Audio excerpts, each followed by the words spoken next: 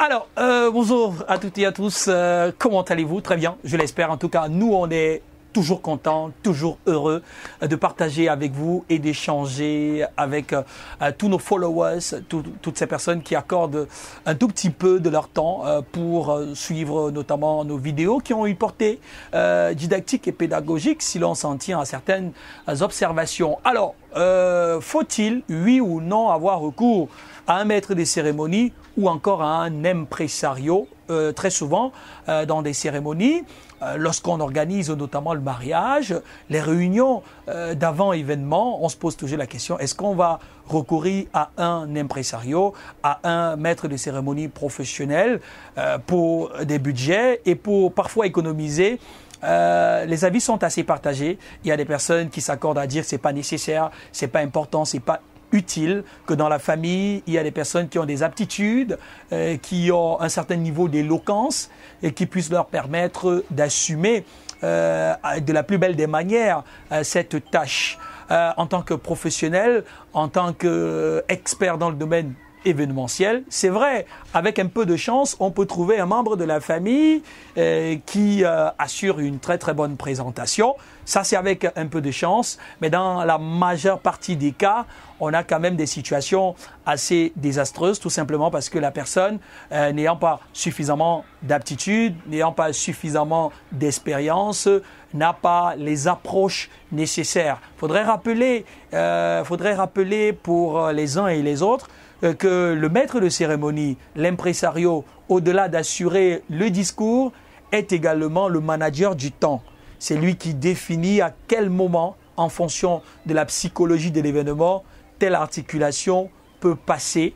Et c'est lui qui est le garant, bien sûr, du temps de la cérémonie. C'est un aspect très très important et c'est lui qui a également la responsabilité de s'assurer de la disponibilité de telle ou telle autre articulation. Au regard de ses responsabilités, au regard de la délicatesse même de sa mission, le conseil que nous vous donnons, c'est de recourir à un impresario, à un maître de cérémonie professionnel qui a suffisamment de l'expérience, qui a suffisamment d'atouts pour gérer le stress. S'il y a quelque chose qui génère particulièrement le stress, c'est l'organisation de l'événement. Alors, on a besoin des professionnels qui ont l'habitude de se retrouver dans des situations pareilles pour gérer le stress qui va garantir une certaine assurance et forcément la réussite de votre événement. Lorsque vous avez un impresario stressé, ça devient assez compliqué. Outre la capacité à l'impresario à gérer le stress, il y a également un autre aspect, on ne le voit pas très souvent, le côté diplomatique du MC et de l'impresario, parce que très souvent, les idées ne convergent pas, on n'a pas des idées convergentes et ça peut être source de tension, source de conflit.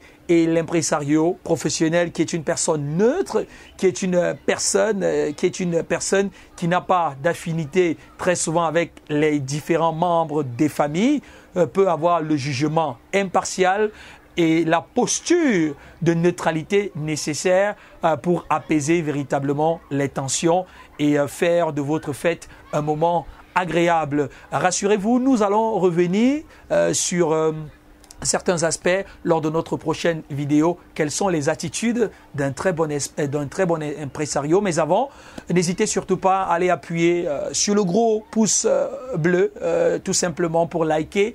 Vous pouvez également activer la petite cloche de notification pour regarder de manière exclusive nos différentes vidéos. N'hésitez surtout pas de partager au maximum. On en a besoin. Plébiscitez également les professionnels lorsque l'occasion se présente. LMS Event, spécialisé dans le management événementiel, la présentation. Nous avons également la possibilité de faire des magnifiques films de mariage.